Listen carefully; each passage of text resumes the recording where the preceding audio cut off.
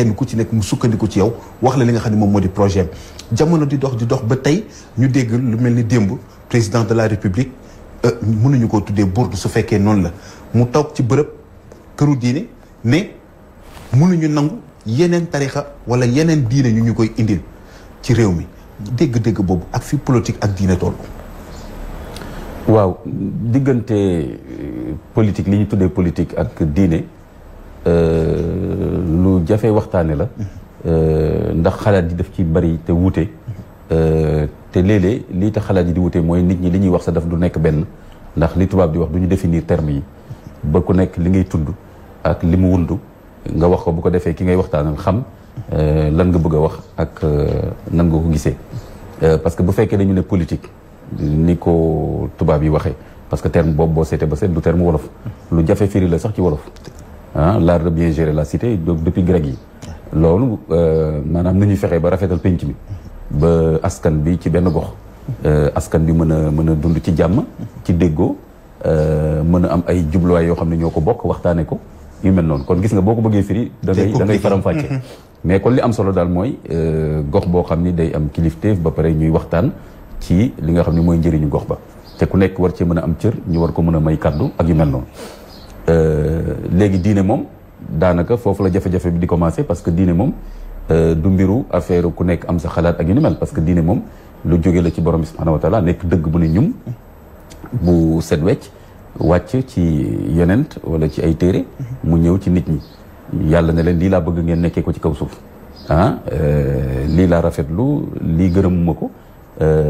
amuloo loo fay dugal sa xalaat naan yàlla bëgg na ko waaye man nangam ak nangam kon ñaar yooyu boo ko bëggee waxtaanee foofu la jafe-jafe bi di nekk mais kon xëy na li gën a yomba waxtaanee mooy waxtaanee ñii politique ak ñooñ diine les acteurs politiques ak les acteurs religieux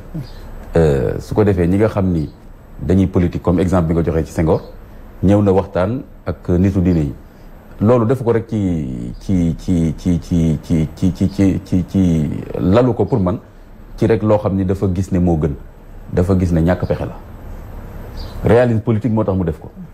bu fekkoon kilifa diine yi ci jamono jooju Sénégal amuñu diine boobu nit ñi jox leen nopp kon Senghor leen faale la preuve sax Senghor am na def na fi loo xam ni kilifa diine yi gërëmuñ ko te def na ko code de la famille bi mu jàllale kilifa diine yëpp dañu dajaloo man mii bokk naa ci ñi traduire téere bi nga xam ne Gaynde Fatma bind na ko doon contre code de la famille bi ne xanaa Senghor xamul ne majorité bi nekk fi ay jullit lañu terewul Senghor jàllale ko kon homme politique yi dañu am seeni calcul mais xam nañu nit boo yeewoo ci politique moom penc bi nga bëgg a yilif nit ñi lañ gëm am ay kilifa yu ñuy déglu boo demul ba ànd ak ñoom doo mën a doxal sa politique kon loolu moo tax Senghor demoon waxtaan ak kilifa yi jox leen projet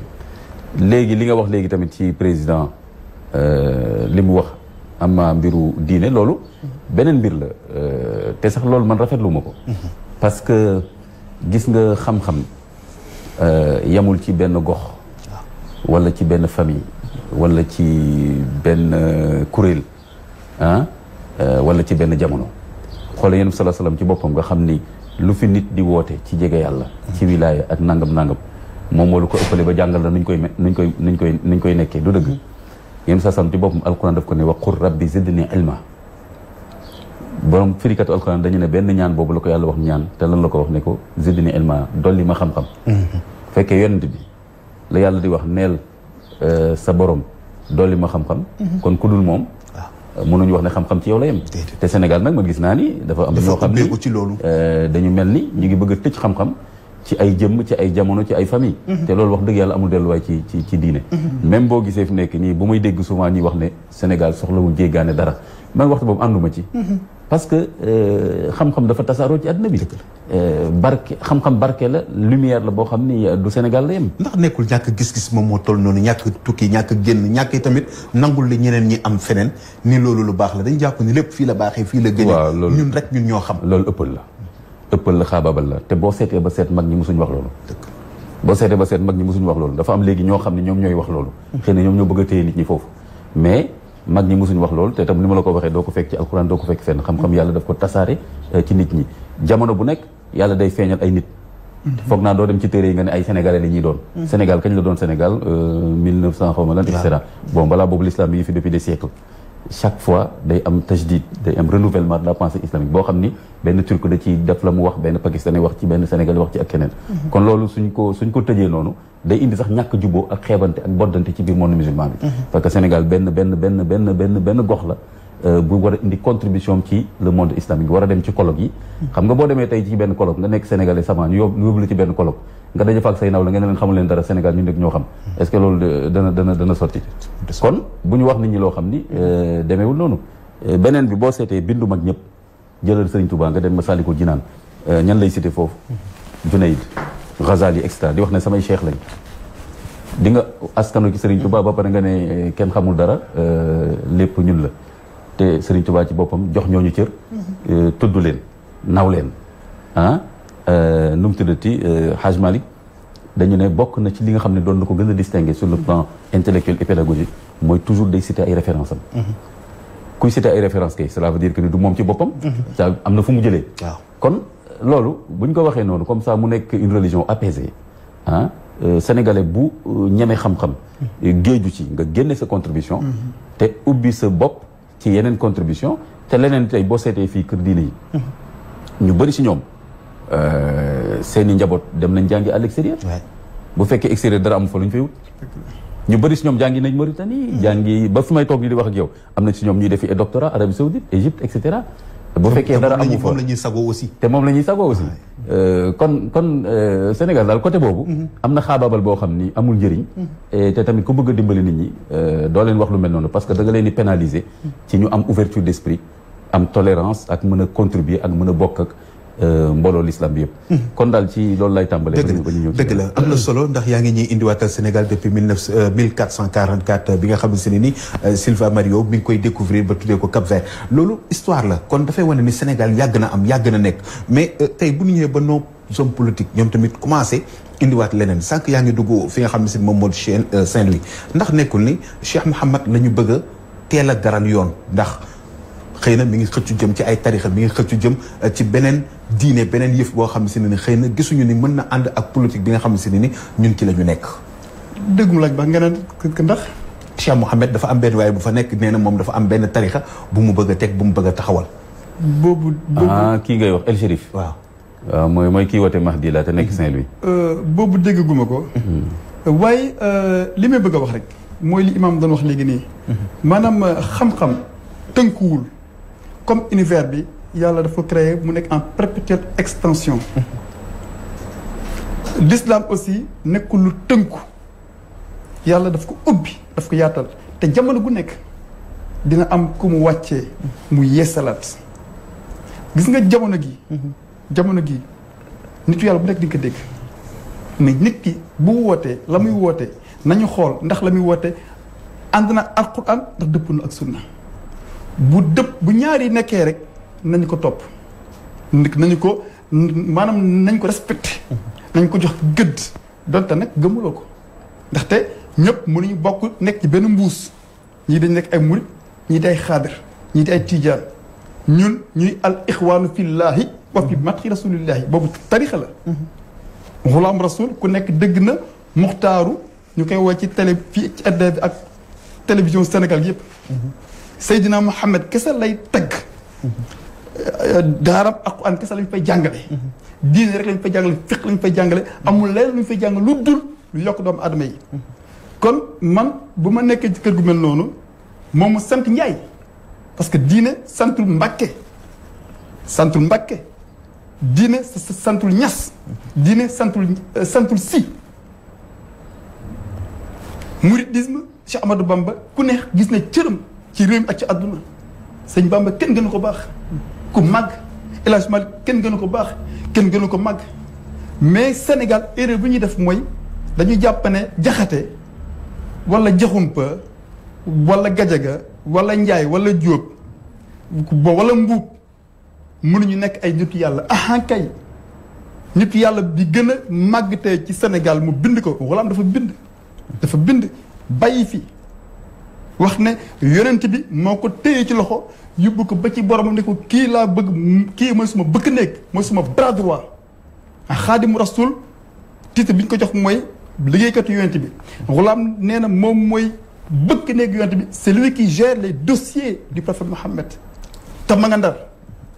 nee na amul nit yàlla bu ñëwul Ndar man ngay ziar si man Ghulam rasul kon tey bu fekkee ne am na keneen ku ñuy wax ñëw na di indi tarixa mais tarixa yàlla moo koy joxe yonent bi moo koy joxe. ci naka waa kay. loolu ba tey dafa leerul ci bopp nit ñi justement gis nga tarixa yi fi jaay yëpp nii ndigalul maanaam tarixa day am wird dafay am wird Seydina Mohamed moo la koy jox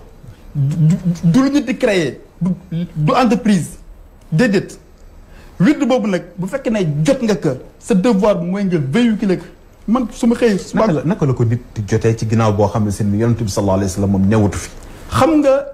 nitu yàlla yi. ni nitu yàlla yi muy El Hadj Malick muy Cheikh Ahmadou Bamba muy Limamou Laye képp koo ci dégg tey jii buy wax da ngay jàpp ne mos ñoo taxal ko yonent bi xam dafa am zahir ak baatin. Cheikh Ahmadou Bamba mosu taxal ko yonent bi. voilà mosu taxal ko yonent bi ñoom bi neen lañu dañu xam yonent bi dëkk ak moom nekk ak moom donte ne tey lañ feeñ si jamono. tey lañ feeñ si jamono mais ñoom existé woon nañ dañuy ñëw en un moment donné ñu wàcc si jamono mais ñoom démb la woon bu ñu la wax ne Cheikh Ahmadou Bamba jaamu na yàlla ñaata junniy at avant muy judd leeram loolu dégg-dégg la laaj kon tey jii nekkul ne da ngay gis nga en politique mën nga siis ay nit nga siis Ansou nga ne Ansou moom du ma ko bàyyi mu liggéey amul problème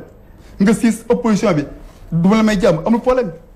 mais loolu ci foofu lay yem diine mbiru yàlla la mbiru Seydina Mohamed la mbir la moo xam ni du un cadet wala un Ansou mooy toog di calculer déedéet da ngay nangu wala nga bañ nangu dëgg nag loo ko bañ dafay jëm kaw Ghulam gaañu ne am na 11 ans léegi am na 11 ans demal goxu mbaaj fi mu toll nii demal goxu mbaaj ña ngay préparé comme si mosu fi jógee jour gàmmu laa wax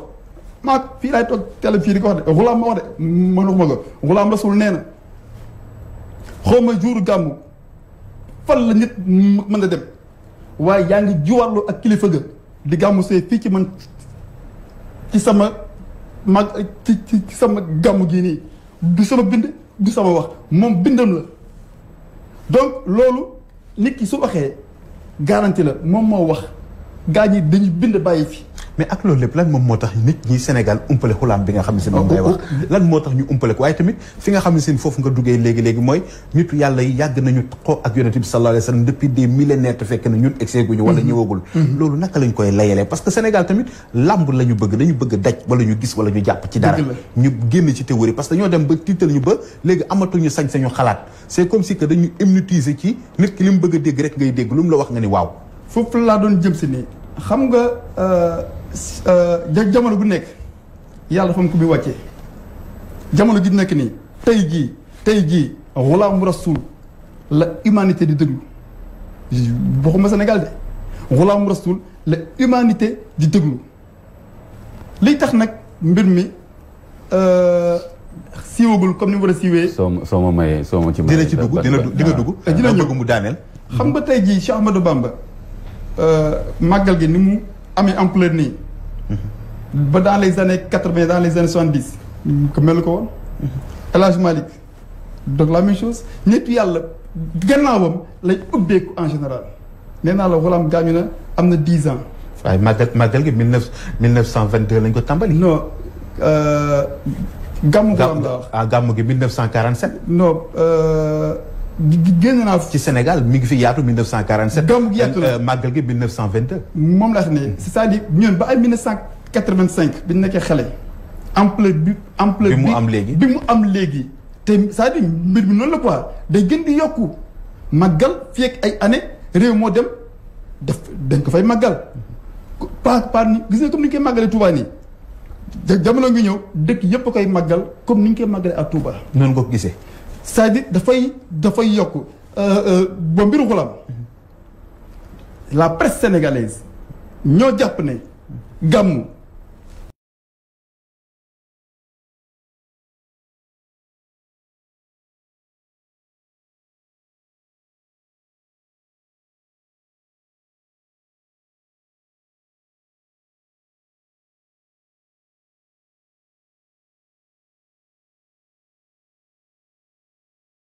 ba tey owul kenn te nit ay junni nit ñooy riir utili ko ngir Seydina Muhammad. ci ban tarixa nga ko mën a moom laa lay wax ni al ixwaanu fillaahi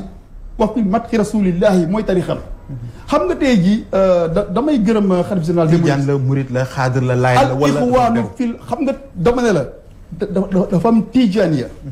am mouridisme tey mu am al ixwaanu fillaahi wa fi matxi rasulillahi. ndax ne loolu la président di artu pour que mu bañ a am. non loolu du nit moo koy tere am parce que lu am la ba noppi lu siiw la ci jamono yëpp fii ba yomal xiyam lu siiw la maanaam ay doomu ndey fa yàlla al ixwaanu fillaahi wa fi matxi rasulillahi ay doomu ndey fa yàlla ànd tagg Seydina Muhammad lii mooy tarixa bi am wird. imam foog nga jàppale ma fii noo déggee waxam bi yëpp ak ban lecture nga ci def. bon.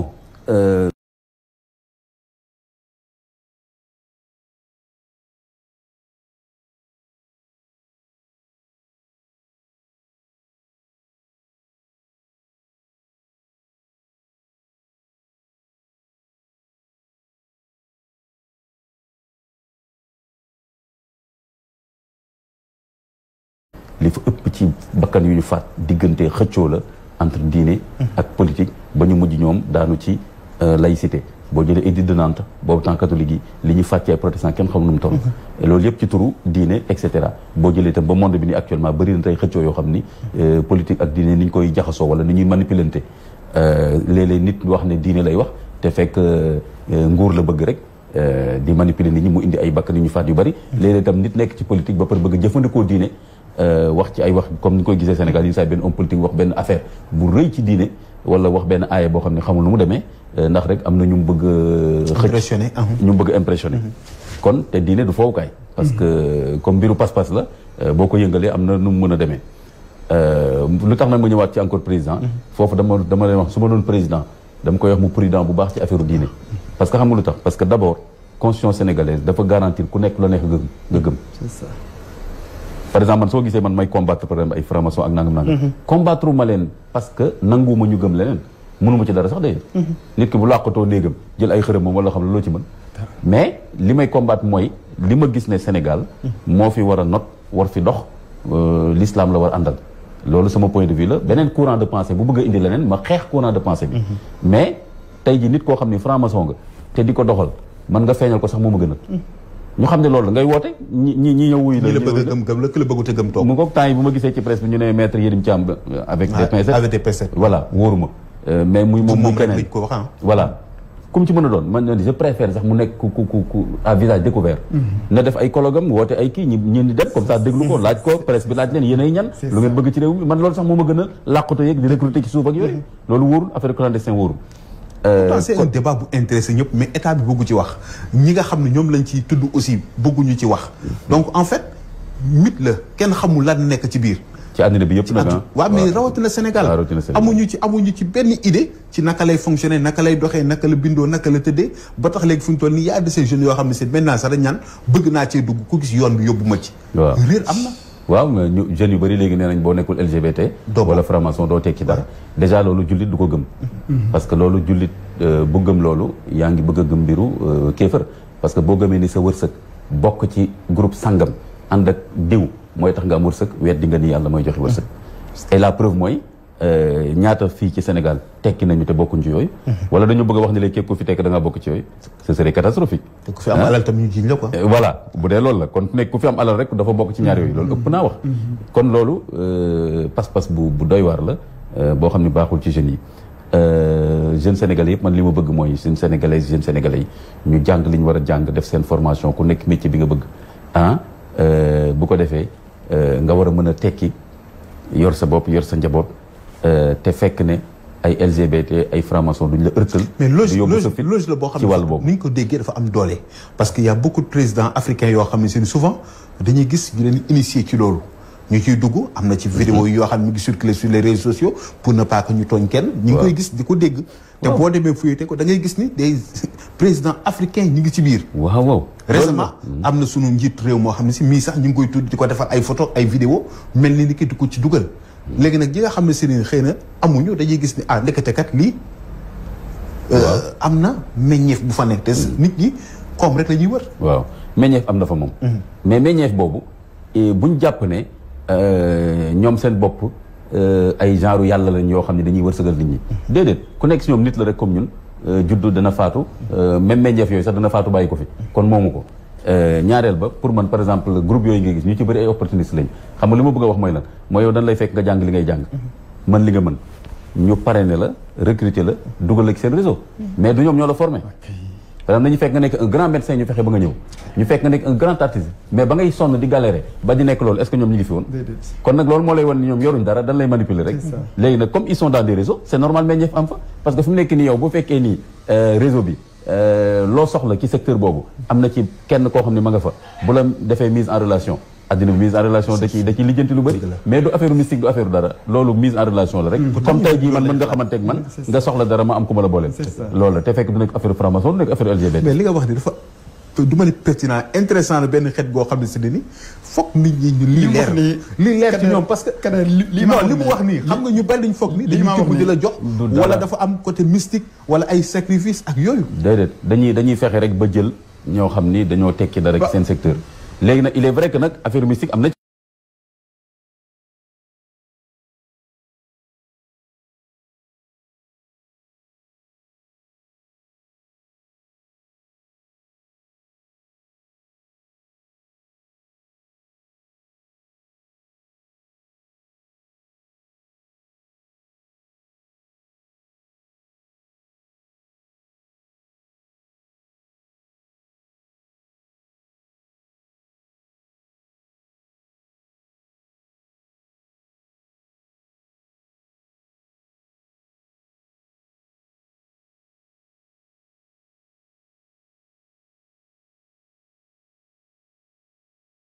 li nga xam ne si ni moom moo di ci li mu ne wala li mu gëm wala li mu xalaat ni loolu la ndax lépp fa la te ñun Sénégal dañu tàmmal benn genre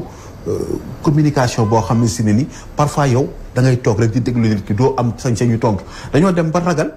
poser question même ci sunu nitu diine yi nitu tarixa yi nit ñi nga xam ne si ñoom la ñu jàpp ni ñoom ñoo fi indi tarixa yi buñ lay wax ci seen jaar-jaar ci ñoom la kan da ngay tiit da ngay ragal doo ñeme doo wax doo tontu même buñ ko defee ci seen tur sax. amoo sañ-sañ réagir parce que da nga naan dañuy dal sama kaw ndax noonu la war a demee loolu gënul man mi temps yi amoon na fi ay tolof ci wàll boobu te loolu gënul yaakaar na ma ni am na kenn koo xam ni boroom xam-xam nga kuy rafetlu lu mel noonu parce que ku nekk suñun bëgg nga ñu nangul la sa cëru doomu aadama bu am xel li tubaab tuddee libre arbitre bu dul woon loolu tam émission bu mel ni sax du mën a am bu fekkoon ne wóor na leen su ma ñëwee fii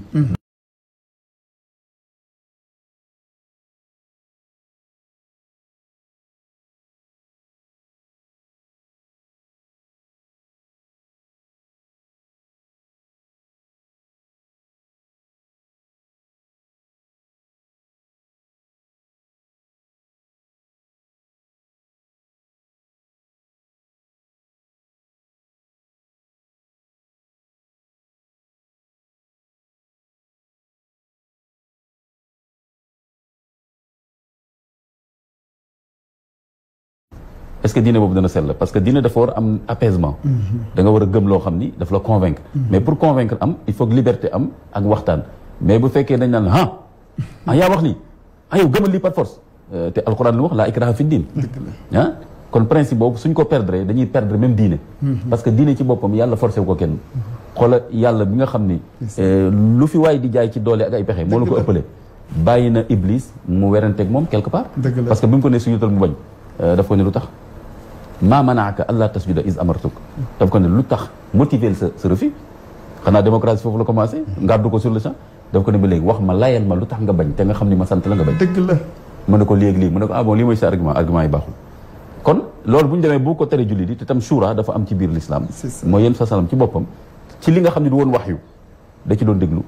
saxaaba yi léeg-léeg mu am lu mu bëgg a def saxaaba yi bëgg a def leen mu ne leen def leen loolu kon liberté d'expression boobu moo tax ma ñëwoon ci président léegi di wax ne na def attention parce que su demee ba xaw a wane ni moom président léegi mooy wax ban diine moo war a nekk Sénégal loolu dina indi problème parce que constitution bi permettre ko deuxième chose mooy que ni li am solo mooy que diine boo fi mën a wootee te il faut que ñu garantir ku nekk liberté nga gëm parce que man mii tey Ahmed Kanté suñ ma garantirul liberté ma nekk jullit du ma mën a nekk jullit kon man nangu naa keneen nekk franc-maçon nekk témoin de Jéhovah mais léegi nag su fekkee ni président mooy wax ne diine bii moo war a nekk Sénégal mën na di problème parce que mën na tax ñu nekkul ci diine boobu ñu commencé leen bund xatal ci turu que ni président ci boppam sax nee na diine bi c'est pas au président de dire quelle religion il doit y avoir au Sénégal. waaw mais li ma tax ma bëgg a dugg foofu mooy est-ce que nekkul ni da koo testé ci li nga xam ne si ne moom mooy son troisième mandat rek ngay wax lii wala nga noppi baax ma dal sa kaw nit ñëpp mujj installer la peur chez les hommes politiques que kenn ñi maytu la wax mu ne ko doog naa dem feneen xëy na mënuñu wax li nga xam ne moo di ses pensées mais nag ci nii mooy am ndax bu yàggee tamit ñëpp du ñu mujj ci moom mooy tànn fu nit ñi di xool la nit ñi di wax ak la nit ñi di def ndax tey kenn ñi maytu la wax sax ci troisième mandat. loolu moom lu doy war la ni mu bonee ci diine noonu la bonee tam ci politique politique dañ koy pencoo benn nit kese mënul dara réew.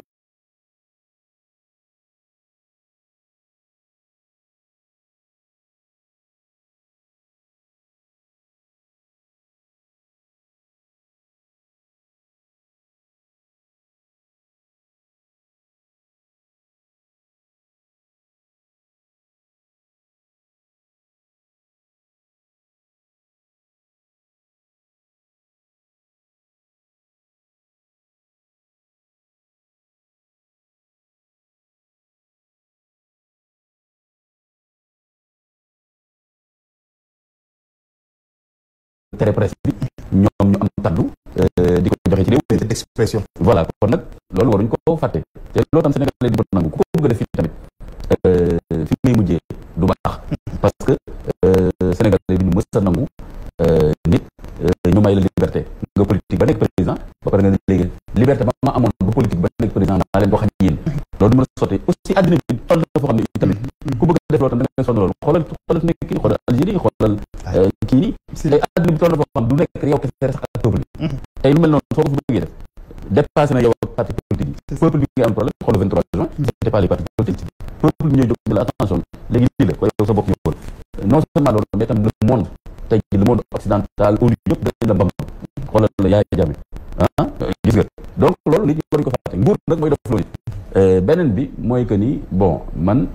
comprendre ma ci président Macky Sall que dafa wax ne bu kenn wax affaire mandat bu ko waxoon sax amul droit wax ko te tamit ku mu neex nga wax buñ la jàppee ci loolu dañ laa jaay doole te àddina bi yëpp dinañ ko yëg li ma jàpp mooy li ma comprendre mooy partem lay wax nañu bàyyi wax boobu loolu am na ci droit parce que famille politique am na droit joxe fa moo dorul discipline de parti man nangu naa ni am na moom su jàppee ni wax boobu arrangé wul li mu bëgg a def fii ak mandaam moom moo koy wax ak ñoom d'ailleurs je crois que démb xaw ma Kaffrine nee na ku d'accord ak mën nga démissionner loolu je trouve que c'est responsable kon partem lay waxal mais xam nga newul sénégalais bu d'accord ak man génn réew mi kon loolu kon pour man sénégalais bu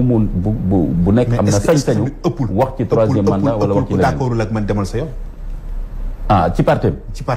loolu dañ koy wax nit ñi amuñu sañ-sañ amuñu liberté d'expression ci biir parti bi pas nit ñi partem loolu suñ sama yoon nekku ci man moom loolu laay wax c'est-à-dire bokkuma ci parti ba kon la xew ci biir partem du ma ca wax mais en tant que citoyen mënumaa tere ma wax ci li ma xalaat ci troisième mandat mais ci biir partem du ma ci dugg parce que comme par exemple fu nekk ni buñu ne Ablaye Wade dafa imposer Karim Wade et cetera man daal dama naan loolu du ma ci wax mais Ablaye Wade su bëggee imposer Sénégal Karim Wade ma wax ci mais ci biir parti ba jëluma fa carte musuma ànd ak ñoom ci dara cotisé wu ma fa wax dëgg yàlla aw ma droit lu may wax parce que seen règlement intérieur bokkuma ci ñi ko defar ba ciy wax dara mais nag bu laalee loo xam ni dafa concerner l'état du Sénégal loolu moo tax temps yi dama doon wax ne président Ablaye Wade ak Macky Sall bu nu juboowee ndax am na loo xam ne dañoo jote ci seen biir lu privé loolu sama yoon newu ci mais juboo boo xam ni dafa am lu mu nar a yàqal Sénégal en tant que état ci côté gouvernance côté alal bu ñu luubal boobu juboo moom gënul ci réew kon loolu moom loolu laa bëggoon wax léegi nag affaire xulaam bi xaw ma ndax dama ci ñëwaat waaw loolu moom xam nga muy xulaam may El Cheikh boobu moom gisagu ko te waa Saint-Louis la débat bu ma defoon fii laa ko defee woon ak sama mbokk lay effectivement je pense que gis nga débat boobu avant débat bi amul lu ñu ma waxul boo ko comprendre duñu woon dëgg-dëgg coowal Al Cheikh bi fu mu commencé ak fu mu jëm voilà da nga bëgg indi fitna ci réew mi ku nekk nañu respecté ngëm-ngëmam extra man leen respecté ngëm-ngëm dàqantewul ak débat dàqantewul ak débat yow fekkee li nga gëm xam nga fi nga ko teg mais non seulement da nga war a sawar débat sax pour wax leeral pour tam convaincre sax ñi nga xam ni gëmaguñ ko mais fekk man du ma laayeen fi mu nekk nii mais kon laayeen daf ma war a woo ba ma xam ne damaa réere ne Mahdi ñëw na c'est ça kon kay kooku boo ma ko waxul nu ma koy xam te tam doo ma ne rek wax naa la ko gëmal musul am fenn loolu moom laa la wax léegi ni la parfois dañuy gëmloo dara nañu par force da nga koy dégg waaye da nga koy gëm baaxul te doo ci am sa sañ-sañu dañuy def nit ñi naafeq ak nit ñu ragal te du loolu la l'islam bëgg l'islam lu mu bëgg mooy conviction yaqin c'est-à-dire que li nga gëm nga am fi nga ko teg te yow nga jàpp ne dëgg la jàppal ne dëgg la jéemal wane ni dëgg la may keneen tam mu jàpp ne lii du dëgg te ngeen waxtaan te war maalante xoolal sama débat boobu mais lu ñaaw jubu fa waaw dëgg la man wax naa waa ji wax naa wax ba tey fi nekk ni vidéo bi nit ñaa ngi koy suivre ku nekk boo dégloo ba pare nga xool li la ci convaincre et cetera sa bopp pourtant jarul génne jaase ak yéen mais te sax ñu fierté sax ñaari sénégalais taxaw di wax ci lu sensible ba pare wax ci de façon responsable ci côté yëpp noonu lañu ko war a defee côté politique côté diine bi côté penc bi côté jàkka ji biir quartier bi ci entreprise yi loolu su amul li muy indi rek mooy ay frustration ay dencante ay mer ba benn bis nag mën na am loo xam ne xew loo xam day doy waar mais lu jëm ko bëgg a fàttali ndax al cheikh bi da nga ci ànduloo ci wala da nga dàq loolu pour que wartu mën a nekk fii waaw el cheikh bi def naa ko benn poste sax te yàlla xam na ni maa ngi ci dossier ma ci yàlla defale li ma bëgg dinaa génne insha allahu taala bind ak def vidéo pour wane ni li muy woote man li ma jàpp mooy du dara waaw jot naa ko ci cuq tuuti du man rek am na yeneen oustaz yoo xam ne itam gëstu nañu ay mbiram déjà déglu ay kasetam ak yëpp nii ba wane ni kii li muy woote du dara man li Mahdi bi muy woote moom lay woote boo dégloo kasetam yi way yi ngay dégg ñu koy wayal moom la ak tamit yeneen tegtal yuy wane loolu dem na fi Màkk tamit am yu mu fa wax ne daanaka taw bi moom moo ko moo fexe mu taw ci voilà mel noonu ku dëgëlee fit noonu bon mais ak it riñaan na gisee naag yonent baak yu bare bare voilà ajjuma bu nekk day quatrième ciel ñeenteelu asamaan lay xadra te sax day jiite yonent bi waaw yooyu ba mu yegsee na mu yegsee nañ ko teeroog nañ ko gàttandoo waaye mel ni am na ñu ci tontu waaye bañ tontu tam dañ leen a attaqué waat ku mel ni yow ku mel ni Imam Tafa Sarr voilà ku mel ni ñeneen ak ñeneen ñoo xam ne ku ci wax rek am ñu dal sax waaw loolu dafa te loolu xaaruñu ko woon ci diine ci politique lañ ko doon xaar voilà attaque personnelle mais xoolal léegi moom laa lay wax noonu léegi loolu fan lañ ko teg léegi xoolal tey ji El Cheikh moom du liberté moo ko may muy wax li muy wax nii wala man am naa droit aussi liberté contredire ko ci li mu wax mu ñëw toog fi ñu def débat man d'ailleurs wax naa ko nañ def débat ay kii am naan ma tuuti nga nangam noonu waaw loolu mais débat moo gën leneen dëgg la mais kon nag léegi il faut que loolu ñu jóg ci par contre président soo amee lu mu war a wax côté boobu par contre laa gis ne moom ma war a gën a wax mooy garantir la liberté ça ku nekk am nga droit sa liberté d'expression tant que calomnie woo nit et cetera te même ku def loolu yoon moo koy réglé kenn du fajal sa bopp loolu par contre président waroon na ci plutôt insister wax que ni dëkku liberté lañ nekk ku nekk boo amuloon liberté doo gëm li nga gëm parce que bu ñu la forcé woon ne la foog li ngay gëm foog li ngay gëm tey ji am na ñoo xam ne famille Tidiane lañ bokk tey murid lañ am na ñoo xam ne tey lii lañu woon tey lii lañ et cetera am na ñoo xam ne sax tubbi nañu nekkoon jullit nekk chrétien wala chrétien bu dugg si mais man maa ngi xalaat bu ko yoon waree lijjanti fan lay sukkandiku pour mën ko lijjanti ndax xëy na suñu institution yi amul fenn foo xam ne seen ni xëy na jox nañ fa diine yi seen ay yenn cër yenn màkkaam yenn darajo yoo xam ne mën nañoo saytu wala ñu woolu nit ku mel ni El Cheikh tey ji bu ko yoon doon woo naka la koy déglu ak non waxewu ma côté boobu non man gis naa ni El Cheikh am na liberté wax li muy wax man foofu laa bëgg nit ñi comprendre ma gisoo nee naa la franc-maçon pour man na woote colloque wax amu ci problème féministe na wax accepté mais dañ fa war a egg nag man loolu laa jàpp dañu war a éduquer peuple bi ñu egg foofu parce que pour man foofu mooy yoon bi de parce que fudul foofu rek fitna la fudul foofu impasse la ñu fësal waaw xoolal pays démocratique yi tey ji boo demee États-Unis France lu nekk nga fay dégg am na sax ay groupe satanique mais l'essentiel li nga xam ni mooy li ma wax tey ji par exemple bu fekkee nii da nga calomnier nit wala nga sosal nit wala justement nga bëgg a fajal sa bopp artu nit am na yoon lu mu prévoir moo tax nekk nii par exemple ñooñu nga xam ne dañu bokk al Cheikh wala keneen daal ne Imam Kanté dinañ la kar duma la nangam ak nangam man am naa droit def sama plainte ku ma woo téléphone ci ñoom ma indi huissier yóbbu ko ñu convoqué ko ñëw na ko li nga wax foo ko teg yoon daan ko dëgg la loolu woon mën nañ ko régler noonu mais liberté bi moom nañ ko garantir. xam nga lu tax parce que ni ma bëggee ñu garantir sama bos. ba mu mën a ñëw toog fii tey di wax nga ne ma Kanté loo xalaat ma wax. loolu laa bëggee itam El Cheikh bu ñëwoon toog fii itam ñu bàyyi ko mu wax. dinañ ci ñëw liberté ci lañ wax discipline de parti en tant que responsable politique en tant que quelqu'un boo xam ne seen tamit da ngay suivre di topp li nga xam ne moom moo di actualité waaye tamit souvent di poster sa ay commentaires di dugal lu bëree bëri di wax ci actualité beeg yooyu fi ñu toll nii discipline de parti ndax may na benn njiit bu mu mën doon nga ne da ngeen di tënku ci li ma bëgg wala ngeen génn ci biti donte ni xam nañu sax parti bu ci nekk am na discipline de parti am na lu ñu ci respecté mais nag dem ba àgg ci place publique wax ko fa lan lay niru. Kader li imam damay may rek ma wax ci li imam doon wax léegi nii. ci affaire franc-maçonnerie gaañ dañuy xool ko am tur ñu nax la dugal la ci ay termes yoo xam ne doo comprendre man am na fi benn kuréel goo xam te ni sama manifestation bu mag lañ ñëw. ne ma ñun de dañ laa bëgg a dugal ci lii. yow personnellement man mii maa leen déedéet. ñu ne même diw ak diw ñu ngi ci. maanaam même na ci diw ak diw topp bokkuma ci loolu. dañuy xool ku am tur ba pare ku influent jaar ci moom léegi nag ku tekki. mais lan lañ la proposé ba tax nga nangu wala nga mën a bañ. loo xam ne si ne ni tey parce que waxtaan am na. ca lañ ma bëggoon dugal. mooy du ma ko nëbb suma xarit Déthié Diouf. ñëw na fii toog di waxtaan ak benn imam kii Omar Ndiaye. Omar ma seetaan leen mu metti ma. mooy les ambassadeurs de la paix. ensuite kaay nekk ambassadeur de la paix ma ne déedéet ñu def benn rencontre Diamniadio président Macky Sall jiite ko ma bi ñu waxtaanee daf ma ne adduna bi seen référent muun adduna bi amul jàmm dañ gis ne dañuy teg toutes les prophètes toutes les religions de côté dañuy teg toutes les religions de côté pour indi jàmm man la nag man léegi je vous comprends adduna bi kenn moo war a wax muy Seydina Mohamed sallallahu alayhi wa sallam kenn la nit ñi déglu yàlla kenn la faale muy Seydina Mohamed à part Mohamed yàlla faaletul kenn ñeneen ñi ma faale ñëpp c'est parce que dañoo faale. Sénégal bëgg ñu dégg loolu de. fu la jëm si ne dama ne yàlla laa wax laa ilaha illallah Muhammad rasulillahi kenn du ko am Mohamed rek moo ko am kenn du ko weddi keneen ku yàlla faale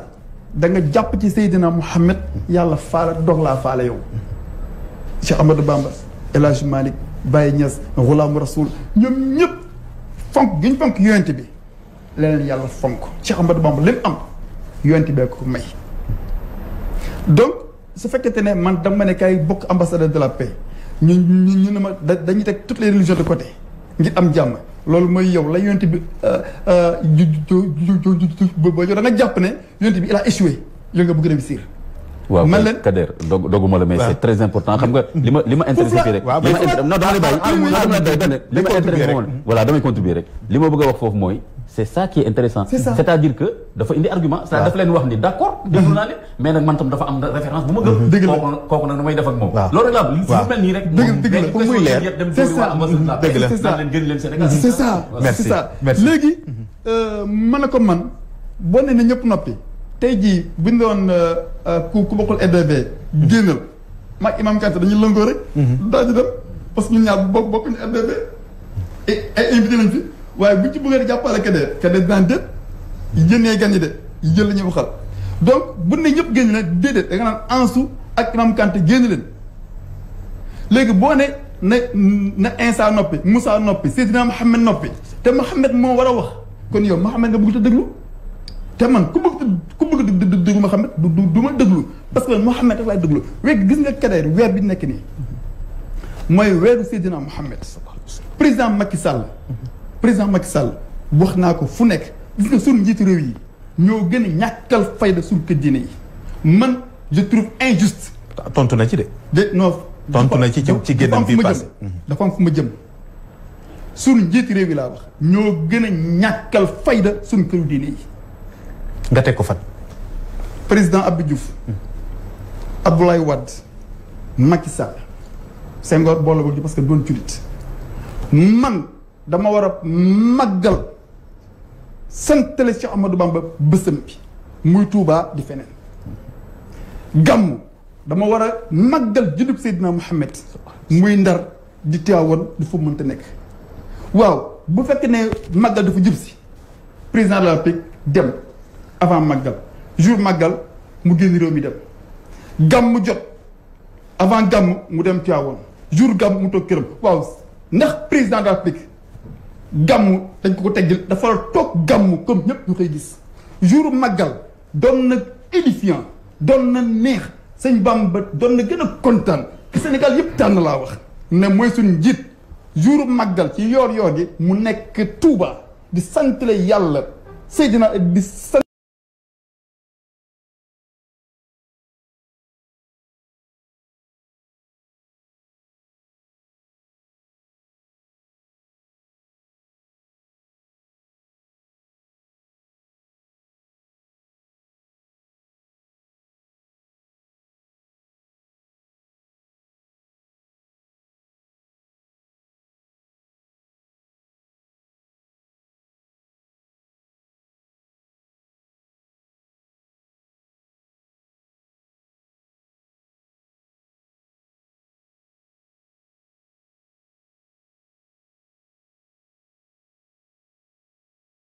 jour gàmmu on a la sécurité qu'il faut pour ça parce que Seydina Mohamed dafa yelloo président de la République toog Cheikh Amadou Bamba dafa yelloo jour màggal président de la République toog mais lii amul loolu yëpp rek benn parenthèse la woon. am na solo. gisee woo ko loolu. may ko bu contribuer tey doo bëgg ñuy dugalante rek. maa ngi noo ko gisee nga def. ma ñëw là c'est ma position personnelle maanaam sama sentiment. sama xalaat la man kese en tout cas man Ansoumana Dione parce que dama am ambition jiite Sénégal kii bés bu ma nekkee njiitu réew man Ansoumana Dione damay toog ci bëccëgu ci guddi gàmmu comme ñëpp di dajante comme ñëpp bésu màggal Touba la may fekk en tant que président dama ne amul benn charte bu ko tere amul benn charte bu tere may santale Bamba bésam man chaque màggal màggal ko ngeen jotee aussi da nga fay def mais loolu laaj la rek parce que aussi mën na nekk mën naa fa def ci réew mi lañ non li nga wax nii noonu li nga wax nii li nga wax nii mën naa fa teew parce que bu fekkente ne man la Sénégalais yi fal gis nga débat religion amul importance lu dul ni dañu laa soxla débat sax mu ne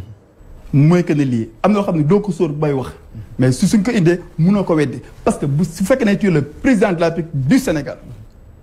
jour bopp ngeen mais chrétiens yi da nga ñëw toog seen biir ñu xam ne suñu njiite gi ni donte ne te l'islam may na loolu donte ne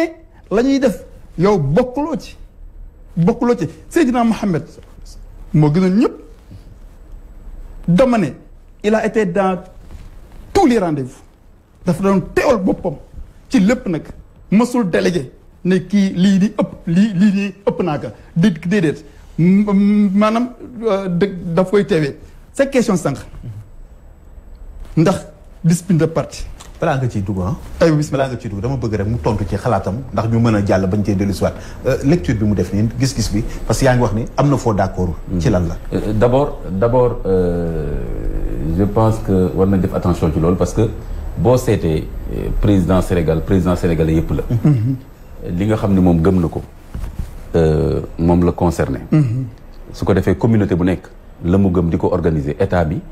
na ko ci taxawu ba li ko état war a taxawu yëpp état taxawu ko ci ñu bàyyi leen nag ñu def seen activité selon seen sensibilité mais bu fekkee président dafa bëgg lu nekk mu jox ci noonu je pense que d'abord c'est très lourd ça a un coût exorbitant ba pare président est-ce que dina amati sax jotu liggéey parce que boo jëlee tey Sénégal doo toog 2 semaines te amul këru diine bu woote tuddee ko lii wala tuddee ko lii gàmmu am na gàmmuwaat am na nangam am na sensibilité yi y en a des centaines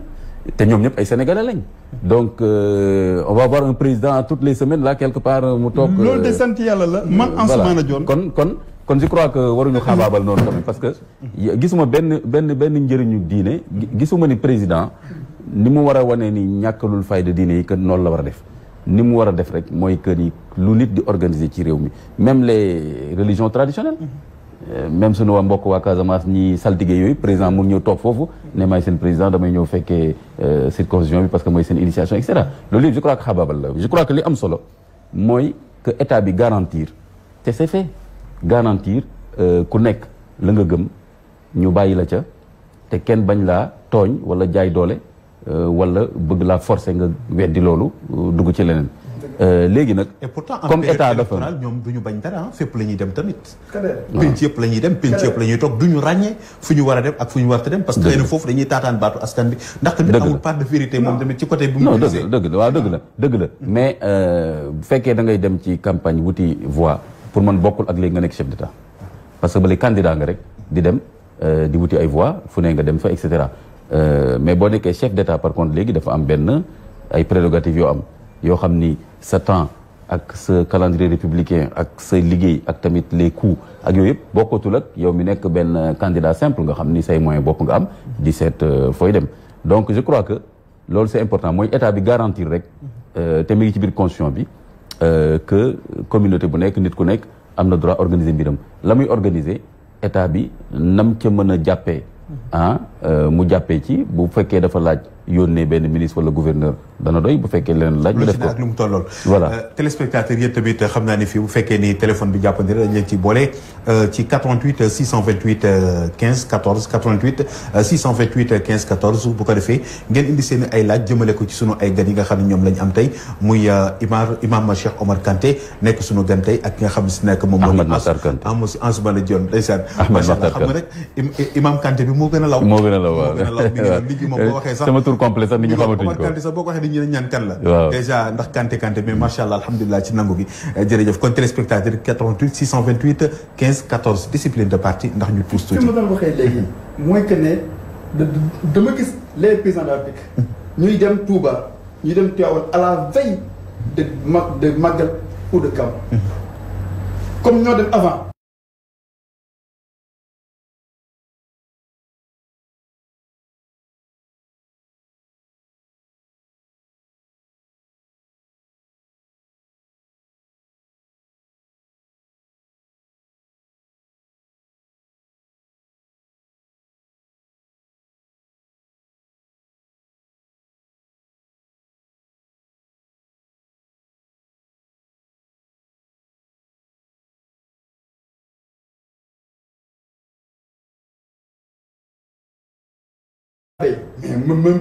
mais pourtant c'est organisé avant parce que y a les CRD yi nga xam ne moom la ñu organisé pour wax. foofu laa jëm si nii buñ ci paree aussi. non foofu laa jëm si nii maanaam bu ñu organisé ba noppi laa wax. nga dem la veille mais pourquoi ne pas venir le jour J man su fekkee ne da ma tuddee doom. jour J en tant que citoyen. non wala lan fay demee la veille laa wax. nga demee ba jour J man sama conviction personnelle. léegi nag pour ñëw si discipline de parti foofu. boo jëlee li ñuy wax portrait robot le portrait robot imam sànq nee na mbiru parti la yor nëw ci nee na jubbu Abdoulaye Wade mook Macky Sall bu dee pour ñoom yi neen la am problème mais bu dee contre réew mi la d'accord bu dee contre le temps ñu xool la bu ko defee ñuy dellu si waat imam moom dafa am fu mu toll mais xëy na dina doy waar pour que ñu nangul ko li mu wax lépp waaye tamit kenn du mënu koo bañal fi nga xam ne fa la taxaw léegi ndax bu ñu xamee ni CRD day am. waaye tamit fi mu toll nii cérémonie religieuse nu mu tuddati officielle day am foofu naka la ñuy def ba boole loolee lépp ndax tamit du bari. loolu laa ciy ragal. te yaakaaruma ci benn événement. waaw événement yi dafa bari. te ku nekk doo ko xeebal basam. kon imaginez boo jëlee année bi tey. li fi nekk yëpp ci événement religieux. président war fa teew. mais loolu. Kader nañu xaw a continuer. waaw foofu benn parenthèse la. waaw c'était juste pour le temps nga xool. c'est ça donc lu ma wax sànq moom nee na. su fekkente ne jubóo bi. c'est au détriment du Sénégal àndu ci. dëgg la bu wér man mi aussi ànduma ci. parce que peuple bi ñoo faloon Ablaye Wade folli ko. fal Macky Sall. Macky Sall peuple liggéey et non la famille d'Ablaye Wade et non le parti PDS. maa ngi ñëw sànq ne portrait robot. portrait robot laa gis moom la maanaam portrait robot bu Macky Sall. laa gis ci bi mu ne ay meeram ku bëggul démissionnel. maanaam moom ci boppam il n'est pas un homme démocrate. parce que nit ki war nga mën na bu fekkee ne même imam bi bu jiitee bu juumee dañ koy gàgganti su bañee dañ koy xëcc génnee ko mais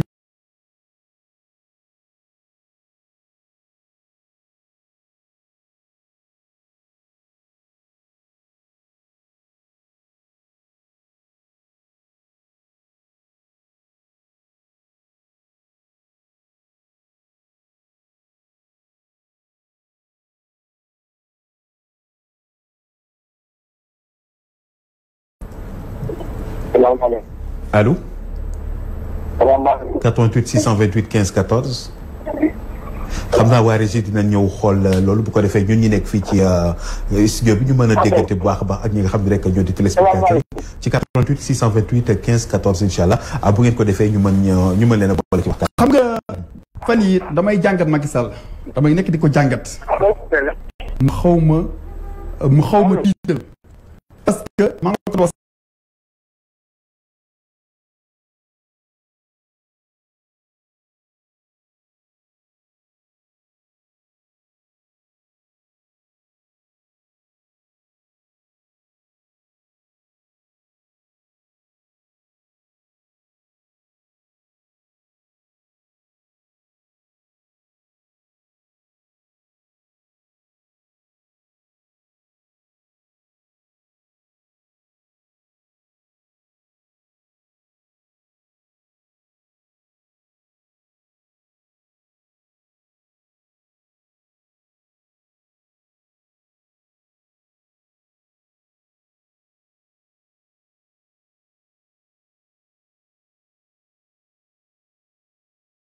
gis tey mooy du démocrate parce que démocrate sa ci tel lay waxee ñu ngi dégg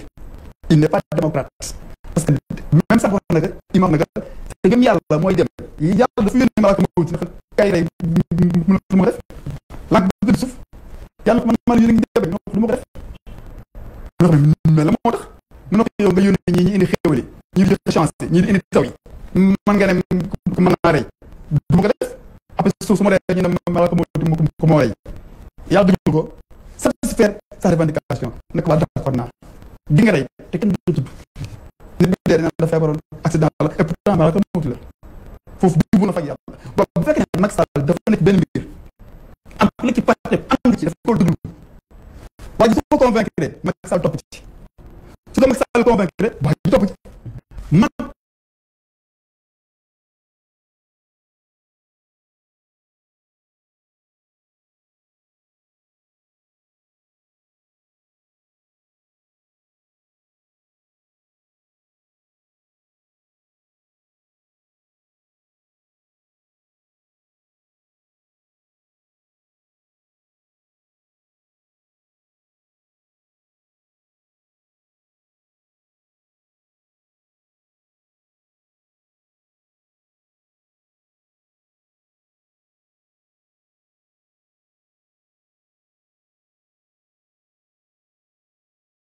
am na ay yoon yoo xam ne dana la fa jëlee te nag képp ku taxaw ne man ni ma xalaatee noonu la yéen ni nga xalaatee du noonu kooku rek xotti na charte parce que xotti na démocratie wu parti bi loolu nag ba mbiru parti la man bokkuma ci parti bokkuma ci benn bokk yaakaar mais ci réew mi laa dëkk yor président boo xam ne buy xalaatee nii man daf may tiital parce que su fekkente ne yow da nga jàpp ne da nga yor décret da nga yor nomination da nga jàpp ne xanaa xam ne suñ njiit yi dañuy dem ba xaw a taqali ko ak seen xel ndaxte dañ am pouvoir boo xamante ni bu rëy te dañuy fàtte ne yàlla moo leen ko jox dañuy fàtte ne yàlla moo leen nattu Macky Sall da doon xeex ak Ablaye Wade Ablaye da ko dax mu jël ay bagaasam dem yàlla fayul ko teg ko ci bopp réew mi dafa war a delloo yàlla njukkal nag si jaamu askan wi ci xool nit ñi fa ñuy jooyee mu fexe ñooñu seen jooy mu dañ xam nga dafa am ay questions yoo xam ne tey jii buñ la dénk réew ces questions là mu demeure bu dee gor nga laa wax bu dee gor nga bu dee sa deret gor la laa wax da ngay démissionner wala maanaam da ngay woon nit ñi ne maa ngi nii maanaam da ngay rayante bu ñëpp xam ko xam nga. eggaguñ foofu ak moom quand même. bi fi ndox coupé mu sol tenue militaire ma ne mais kii xamul li muy def on n'est pas en guerre dafa waroon sol tenue SDE kenn essayé tey jii la moo lëmbee tey réew mi tey accident yi dul jeex rayante gu dul jeex jamante paaka bu dul jeex ay dof yuy dee ci mbedd ay dof yuy fanaan ci buntu pale ay dof yu wul ci dëkk bi ay ndaw yu liggéeyul yow lii yëpp nga ne du sa problème yow leen rek mooy sa problème nga fexee ut financement defar TER defar xawma BRT taxaw ne gars yi tàccu leen ma mais ana problème yi xam ne askan wi moom la ñu dund Macky Sall ban problème la fi saafara bi mu fi ñëwee ak tey jii nañ ma wax rek ban problème la fi saafara ndax xale yi ci mbedd mi à 3 heures du matin man su ma gisee xale boo xam te ni sama doom moo ko mag nekk ci mbedd mi heure boobu mu war nekk ci loxo yaayam fajar teel damay bëgg a non li ma yëg ma yàlla dañoo koy xam démb benn dof bu dee Pikine comme xaj bu dee waaw ndax nit dana dee ci mbedd ci nguuru Macky Sall te Ansoumana Dione ne fi toutes les possibilités nekk fi yow ci sa benn décret nga tere Ansoumana Dione ne ko doo fi liggéeyee Ablaye Wade ne Ansoumana Dione kaay liggéey ma tabaxal un centre à Kaolack 800 millions 4 hectares Macky Sall ñëw ne déedéet Ansou du liggéey na toog këram doo fi dee ci mbedd mi waaw kii est-ce que nit la est-ce que kii gor la man je me pose des questions et je dis non. foofu dafa am fu ma lay dellu si waat mu dugg ci suñu biir waxtaan. ndax jotul tamit ñi nga xam si ñoo di suñu kilifa diine yi nga xam ñoom ñoo fi nekk di langoo ak way politique yi am beneen doxalin boo xam ne dañ koy conseil ñi nga xam ne ñoom ñooy njiitu réew ci dundinu doomu aadama ndax bu fekkee ne seen ñoom ñoo fi nekk war a sàmm war a wane yoon bi di seetaan ndax tamit seen responsabilité. xam nga Abdou Diouf dafa amoon chance bu rëy. Abdou Diouf bi mu ñëwee Senghor jox ko réew mi ci conditions yu métti xam ne Casamance mi ngi ñëw xam ne ajustement structurel mi ngi ñëw mu jël réew mi jox ko jox Abdou Diouf ma Abdou Aziz Sy mosul noppi di mettre le pouvoir devant ses responsabilités kilifa diine yi tey jii kenn ku ci nekk laa wax c'est responsable mooy bu kilifa gi ñëwee ci yow bu Macky Sall ñëwee ci yow li nga ko maanaam information bi war a génn ñëpp di ko dégg mooy ndax yaa ngi assumer ses responsabilités vis-à-vis dañuy la fal ndaxte njiit responsabilité la man Ansoumana Dione même su fekkee ne am naa ambition nekk président de la République yàkkamtiwuma ko ndaxte responsabilité la bu rëy ci loo xamante ni bu xamal doomu aadama yi de bëy bu dee ginaar bu dee ci àll ba sax c'est responsabilité la waxuma nag ay doomi adama man Sénégal laa gisee ay njiitu réew ak ay ministres yoo xam ne gannaaw bañ nekkee ministre waa ñu nekk njiitu réew ci la ñuy riche mais loolu musiba naaru lay la normalement bu fekkee ne yow da nga nekk nit ku jub nga ne dénk leen ma yow boo génnee doo génnaal dara un franc doo ko yore parce que lenn moo fi nekk mooy imam mii Kader mii peuple sénégalais 14 millions yi ñoom ñëpp parce que booy laaj réew doo ko laaj ci turu parti de da nga laaj ci turu askan wi ñoom ñëpp def nga loo mën si ñoom te loolu boo ko defee rek yow doo yor dara yow. d'accord doo yore dara 88 628 15 14 88 628 15 14 bu ngeen dellu see ñu dugal leen incha allah ngeen mën a bokk ci waxtaan mi ndax foog naa ni yëf yi war naa mën a jàppandi léegi imam foofu daf may dellu si ma laaj ndax conviction personnelle désir politique war na mën a nekk ci kaw gëm-gëmu nit ki mu nekk nitu diine bi ak keneen ku mu mën doon sa bëgg-bëgg tax nga jël doy de li nga xam ne moo di sa diine yow personnellement maa waxoon bi ma koy wax xalaatuma woon nekkuma woon wala nangam ñëpp di la gis ñu jàpp ni yow nitu dëgg nga nitu kàddu nga nit kuy fonk sa ay wax nga taxaw ci pénc askan bi ci kanamu kilifa diine yëpp ne man fii laay yem bés jot nga ne man li ma waxoon kat maa ko waxoon ci sama kàddu waaye yoon am na lu ma tënk kon sama wax jooju damay ci dellu si ginnaaw ëpp naa def te loolu mooy wane crise éthique bi nga xam ne ñu ngi koy dund bu metti sax fii ci Sénégal mooy bokk na ci nu ñuy xamee crise éthique bi mooy waxeet wax weddi wax ne waxewu ma ko woon nii wala léegi sax maa tey yenn saa yi sax da ngay sentir nit ki xëy na boo utiliser lu terme bi sax presque loolu la que maa tey maanaam loolu sama yoon ne xalaatoon lu nga neex li laay def loolu moom ñàkk wormaal askan bi la rawatina gis nga temps wu Ablaye Wade kenn reproché ko woon ñàkk liggéey tey chantier yi président Macky Sall di def yu ci bari daf koy eggali. c'est ça. yu ci bari tamit même bu ko tàmbalee idée bi boo demee di nga ko fekk ci projet Ablaye Wade parce que Ablaye Wade moom bu dee affaire u xalaat développement la moom yaakaar naa c'était un visionnaire te moom moo ñemeloo nit ñi chantier xam nga PS ñoom dañu demoon ba bàyyi réew mi dëgg la ah lu ne ñu ne ñu ngi koy bëgg a def ñu ngi koy bëgg a def ñu ngi koy bëgg a def ba amuñu woon fitu commencé voilà ba bi ngóor gi di jógee seen loxo ñu ngi doon bëgg a def ba après sax bi Ablaye Wade jëlee pouvoir bi ñu ne waaye yëpp ñu ne amoon nañ ko mais jotuñ ko def ñu ne dama leen toog fële donc kon léegi nag effectivement nit ki bu fekkee da nga jóg pour l'intérêt général parce que su ñuy wax politique quelque part ci tënk mooy def l'intérêt général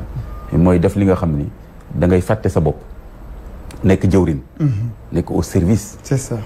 du peuple c'est ça dama koy wax souvent même ñi nga xam ne fii homme politique yi di askanoo diine tarixa bi et cetera dama ne bu ñu jëloon éthique gu tarixa boobu rek du ñu sàcc du ñu wax waxet et cetera parce que tarixa boobu éthique ba fa nekk éthique bu jaar yoon la c'est ça bindu El Hadj Malick doo fa fekk muy daganal nit di wax lu dul dëgg wala di jël lu moomul noonu tamit ci Serigne Touba ñoon tamit ci bu Ndiassane et cetera kon déjà foofu weddi am na fa entre loo xam ne dañ koy askanoo ak bu ñu demee ci màggal bu amee gàmmu et cetera lañ fay wax di cité waxu ñooñu ak ay ak li ñuy jëf sur le plan politique day indi ay problème kon bànneexu bakkan jarul yenn yi te nag nguur moo mel noonu moo tax boo seetee ba seet nit attanul nguur nit yàlla rek moo ko mën a dimbali ci woyofal nguur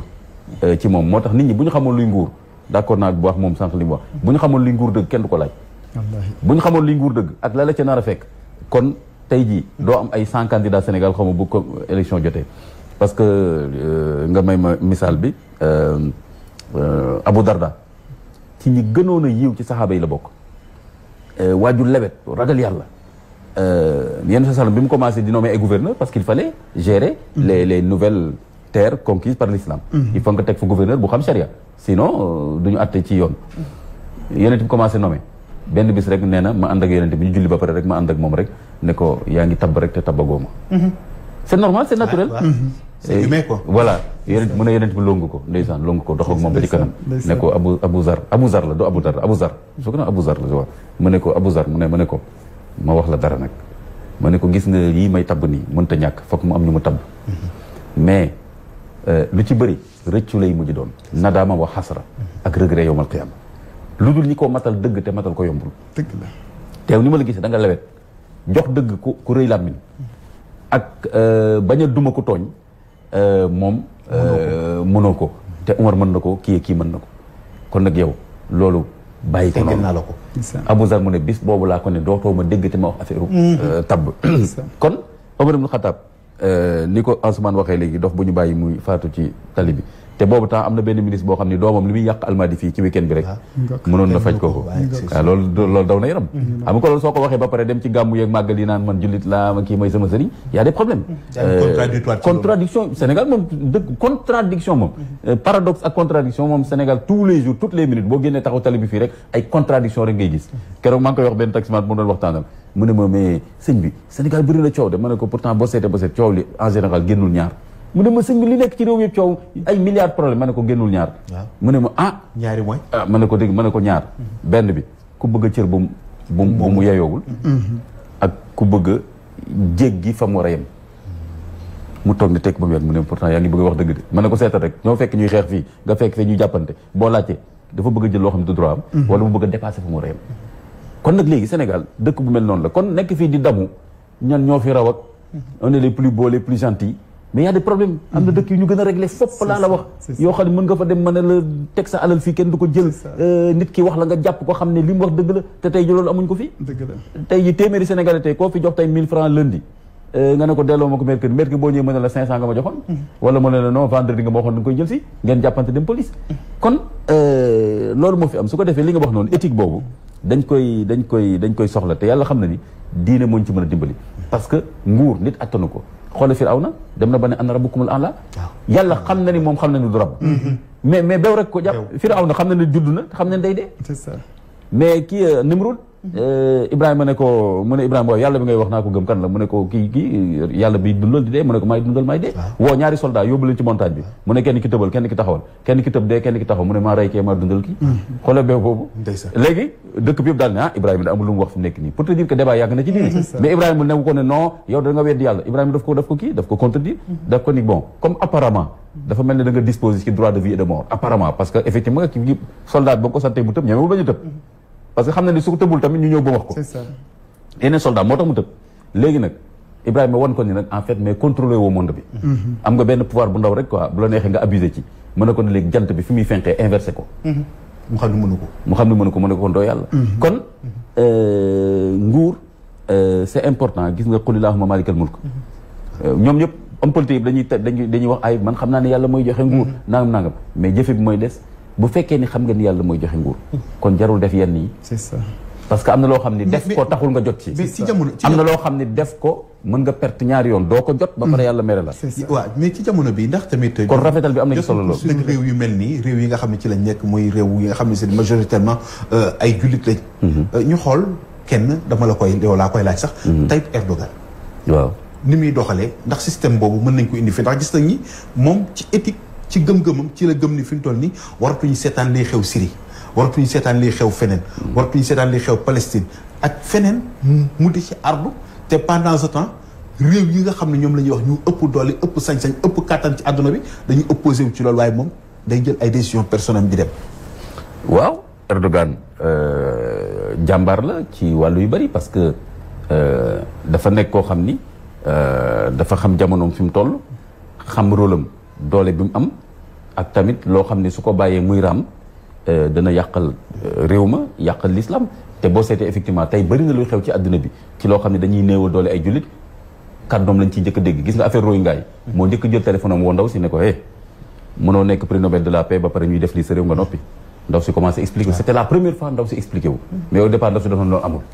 te boobu temps dégguñ yeneen pays yoo xam ne ay pays musulmans lañ rawatina moom Sénégal xam nga Sénégal daanaka moom doo leen dégg ci yooyu mooy de ñoom dañu tëj ñu dañ jàpp ne ñu ne lépp fii la ñu gën a baax ñëpp sunu monde fii la jàmm sunu monde fii la te luy xew ci jullit ci àddina bi fu mu mën a doon war na la intéressé parce que la preuve Sénégal tey bu ñu bëggoon jaay doole fii tey danañ bëgg jullit yëpp ñëw jàppale ñu donte woon sax li ma wax ni peut-être c'est un peu caricatural parce que yenn saa yi mais même yenn saa yi politique yi dugal leen parce que xoolal Covid bu mu xewee ñu ñëw jël suñu soldat am na yu fi xewoon temps Yémen tamit ñu laaj kilifa diine et cetera mais côté boobu Erdogan wane na fa exemple mooy cër bi nga xam ni monde musulman bi daf ko war a jël te bàyyi seetaan ak dépendre xoolal ci peut-être boo jëlee tey Arabie Saoudite lu tax Arabie Saoudite problème yu bëri yu mu am tey jii dépendre bi mu dépendre ci États-Unis la rek c'est ça mais Arabie Saoudite tey sécurité am États-Unis moo ko yore te pourtant Arabie Saoudite am nañ ci alal loo xam ni tey waroon nañ mën a def même s'il le faut benn armée mondiale musulmane boo xam ni mooy taxaw ne lu jëm ci Arabie Saoudite moom bu fa kenn laal dara parce que fa la Makka nekk fa la Medina nekk yeneen politique nag ñu seet nañ koy doxalee mais sa sécurité yëpp nga teg ko ci loxo américains yi ñoom intérêt bu ñu am ñu daaneel dëkk bi teg fa nguur gi rey kii jëlee kii et cetera loolu Erdogan su nangu woon nga coup d'état ba li passé noonu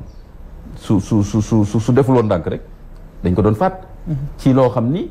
parce que xam nañ ni moom kenn du ko sant muy def du ko tere muy bàyyi te tubaab yi buñ la santee nga def seen nit nga buñ la teree nga ba seen nit nga mais buñ la santee nga ne du ma def loolu parce que du sama intérêt réew du intérêt l'islam ñu ne kii nañ ko fi jëlee ndax loolu moom moo tax ñu seetaan li xew diggante Israël ak Palestine tamit voilà loolu moo tax Israël Palestine nga gis pays arabes yu bëri noppi ci non seulement noppi ci sax mais léegi sax dañuy xaritoog Israël bu yàggu rek maa ngi dégg Maroc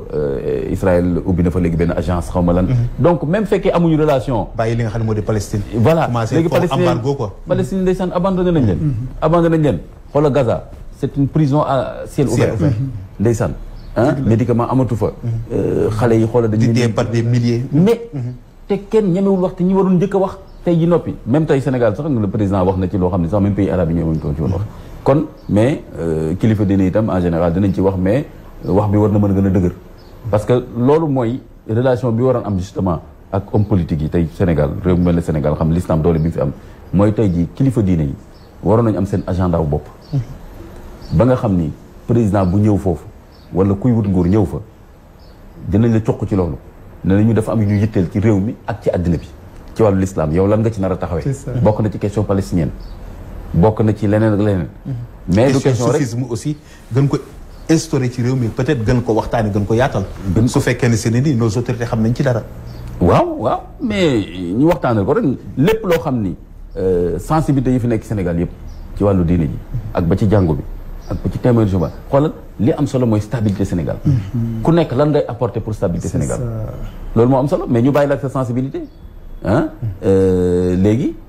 bu ko defee le bon vivre ensemble mën a am. ba pare ku nekk contribuer à la stabilité xoolal yéen sa salam loolu la defoon Madina. bu mu ñëwee dafa def benn convention bi mu ko signé ko ak juifs yi. ne leen affaire sécurité il y avait des patrouilles mixtes entre les juifs et les musulmans ne leen affaire nu mu tuddati diine ku nekk ñu bàyyi la ak sa diine bu dara xewee ngeen attew nga woo seen rabbin ngeen attewu et cetera jàmm am fa entre deux communautés musulmanes et chrétiennes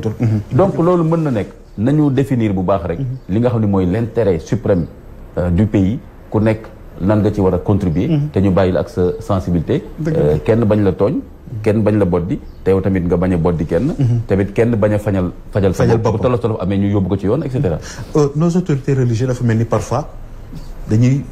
def benn jeu mënuñu ko wax ñu baal ñu ci terme bi waaye nag parfois dafa mel ni loolu dañuy gis mooy dañuy xëccoo autorité bu kilifa gi ñëwul ci man rek considéré wu ma bokkuma est-ce que war nañoo doxalee noonu li ñu yor est-ce que ëppul doole li nga xam ne si ne moom moo di république état bi ci boppam ak ni muy doxee les autorités ndax ñoom peut-être question politique léegi dafa commencé dugg ci tarixa yi dugg ci këru diine yi dugg ci yenn kër kilifa yi ba ñoom autorité bi rek la ñuy xaar pour tekki pour yëkkati bagg pour ne man la seet si na ma fekk si na ma or ñoom xëy na quelque part dañ leen exploiter. Kader xam nga Abdou Diouf. yàlla na yàlla dolli ko gudd fan. barke Seydina Mohamed barke weer bi. dolli ko wér. Ablaye Wade yal na ko yàlla gudd fan yal na ko yàlla dolli gudd fan dolli ko wér. ñoom ñëpp ñu ngi fi mais c'est des anciens chefs d'État. Macky Sall mu neex ko mu naqari ko. mu bëgg mu bañ day dem. il sera ancien chef d'État. il ne sera pas éternel. nos chefs religieux. yàlla li mu leen defal ba yomal xiyam la. Cheikh Ahmadou Bamba ba bëtigu yomal xiyam la. El Hadj Malick ba bëtigu yomal xiyam la. Sëñ Mountakha li ko yàlla may xalif général amul ancien xalif général de. xalif général rek ngay dégg. xalif général sëñ Sidi Cheikh Matar. ñoom ñëpp c'est des xalif généraux yàlla mën ko defal. loolu sëñ dama lay indil ki fi sëñ Mountakha wuutu. sëñ Mountakha may nuyu sëñ Lamp Ndiaye. ak ñi ko wër ñëpp. saa yu ma demee Touba dañ may teral nuyu sëñ Abdou Karim Mbacké Makarim Akhla foofu tamit dañ may teral. ndax cofal gi am ci man. nit yàlla li mu am yàlla moo ko may. moom xaarul kilifa gi ñëw wala mu ñàkk ñëw ñoom nit ñi diine yi suñu kilifa nag ñoo leen di tooñ ñoo leen di fekk si ànd ak riir ba nga xam ni bara ngay def sax ñoom ñoo ko sàkk waaye sàkkuwuñ ko déedéet demewut noonu que muy Touba que muy Tivaouane que feneen fu mënti doon ñoom sàkkuñ loolu dafa fekk ne gaañ yi nañuy ñëwee ñoo ciy xaw a dugal loo xam ni bokk ci ba nga def ne sëriñ bi moo koy teewoo loolu dafa la am maanaam politicien bi mooy ki nga xam ni toujours rek dafay bëgg a profiter ci nit ki mooy li mu wax li ma wax léegi par rapport ak Senghor. ba mu soxlaa population yi dafa jaar ci sëriñ si am population yi ba amee population yi sëriñ si soxla lijjantiwu leen. sànq imam Kanté dafa wax benn point bu am solo. da nga ko laal léegi sama xel doog ci ñëw sax. imam nga baal ma yaa ko soulever sànq. bu fekkee ni jubóo bi dañu jubóo en tant que ay doomu aadama. waaye bu fekkee dañu jubóo pour nax saay alors réew mi d'accord ma foofu kan lañ nax. Kader jubóo sax amu fa ndaxte Abdoulaye ak Macky Sall mosuñu am problème. askan bi ñoom ñaar ñëpp askan bi dañu amal problème. askan bi moo fi jëlee Abdoulaye Wade. ne ko dama ngeen tooñi parce que bëggatuñ la. loolu meex ji Macky Sall yow la ñu bëgg ñoom ñaar ba ñuy génn ndax dañoo saagante ndax dañoo kurpañante pourtant déedéet ñëpp leen gis Abdoulaye Wade jël caabi jox ko Macky Sall ñaanal ka mu génn si jàmm ana problème bi. li fi nekk mooy Karim Wade la Macky Sall li la yoon teg ay mbir ñu askaneloo ko maanaam ñu méngaloo ko ak Macky Sall moo tooñ doomam mais ñaata nit ñoo nekk Rebeuss ñaata nit ñoo nekk Rebeuss su fekkee ne Karim Wade nañ ko atte baaxul nañ ko xool Macky Sall ak Abdoulaye Wade amuñu problème lenn kay moo nekk mooy seen ñàkk a gisee ak seen ñàkk a teewee foofu nag fii laa koy waxee mooy seen mat di ñoom ñaar Abdoulaye Wade matul Macky Sall matul suñ matoon du ñu xaar xalif général di leen boole man dafa am yoo xam ne dama koy wax ba mu leer. pourtant ñoom ñooy incarné institution bi. dafay waxee nii mais est-ce que tamit gars yi duñ ëlbati matadi gi tamit féetale ñëpp dégg nañ ne ñëpp dégg nañ ne ci Massalikul Jinaan gii xalif général toog Macky Sall toog Abdoulaye Wade toog pourtant bés boobu ba bésu diine la woon xalif bi xëy na foofu la mën jaar mais doon na rafet maag yow ñu doon ay xarit Sénégal xam ne Ansu ak Kader ay xarit lan bu ñu amee problème maag yow ba Imam Kanté dañu jubale mooy man matuma yow matoo amoo fayda amoo fayda mais maag yow bu fekkee ne am nañ problème man moo xam ne bon Kader attends ma tane ka wala Kader non xaaral ma tane Ansu jubbu am Imam Kanté du ñu xamal dara président Macky Sall moo waroon jóg dem fekk ji woon baayam Ablaye Wade parce que la am yëpp donte ne coow moo amoon waaye ci barki Ablaye Wade la ko amee si ñebee pas Ablaye Wade Macky Sall doon nekk président de la République man rafetlu ma Imam Kanté mii ba mu ñëwee ñun ñëpp la ñu jóg taxaw ndaxte mooy sunu kilifa imam la ak ku ñu mën ci doon moo ñu mag même bu amoon 30 ans sax dañuy jóg taxaw ndax imam bi kilifa da nga koy jox gëdd da nga koy respecté Ablaye Wade mooy bàyyu Macky Sall Macky Sall moo doon Ablaye Wade en politique dootu am keneen nag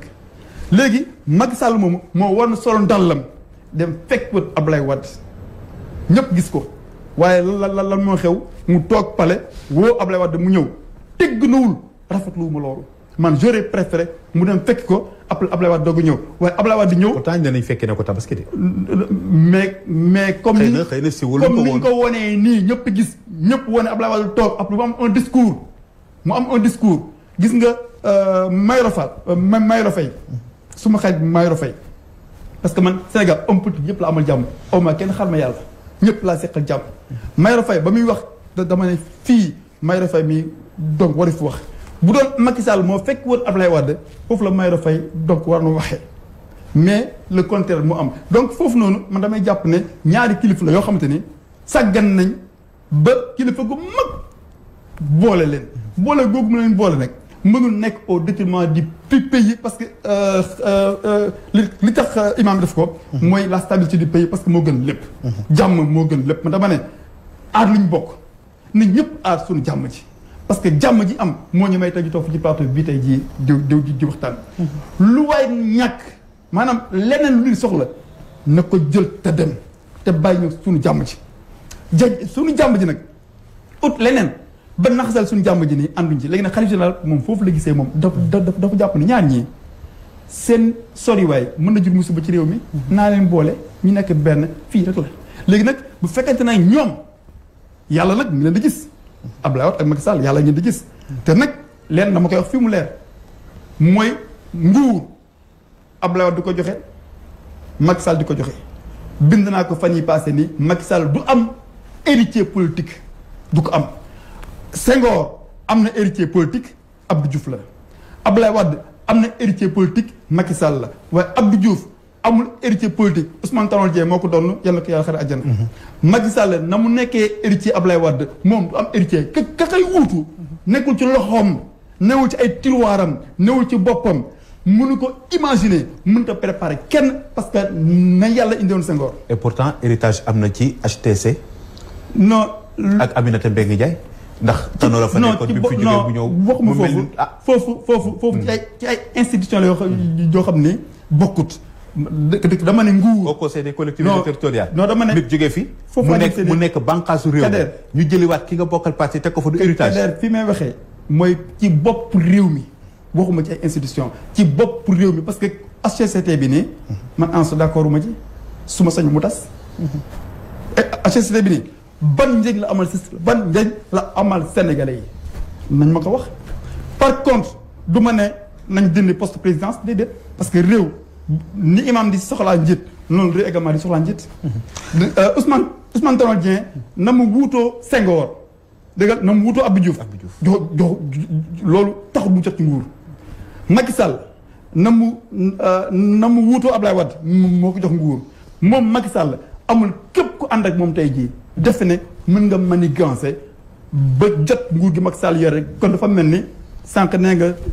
yére bi bu la neexee nga woo sama soxna ne ko ans bu ñëwee ne ko summi ngay dil ma ko waaye bu doon ba nguur du affaire yére yàlla mooy xool ku ko neex n'importe qui nañu laaj Talut Jérusalem métti lool histoire Talib jamonoy Moussa